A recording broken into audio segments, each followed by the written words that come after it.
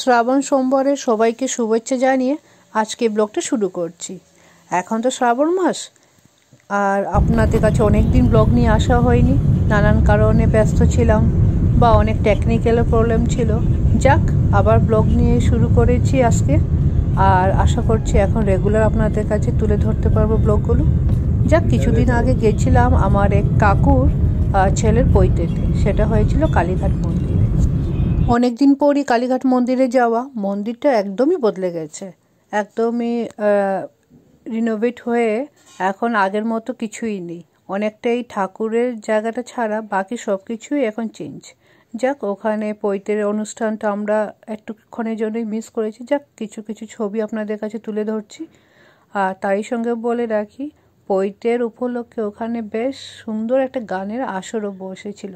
সেসব গানগুলো কিন্তু থাকবে, কিন্তু ব্লগে লাস্টে দিয়ে তুলে ধরবো। সবার সঙ্গে অনেক দিন পর দেখা হলো, খুব আনন্দ করলাম, সারাদিন হই হই করে কাটলো।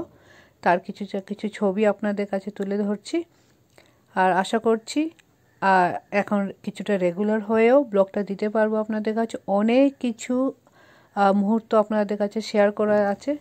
যাক, ফিরে আসি অনুষ্ঠান বাড়ির কথা নিয়ে।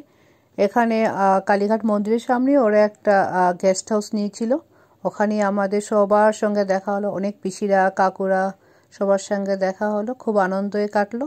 আর ব্লগটা এতটুকুই রাখছি। আপনারা সবাই খুব ভালো থাকবেন। আগামী ব্লগে আবার দেখা হবে। Bye bye.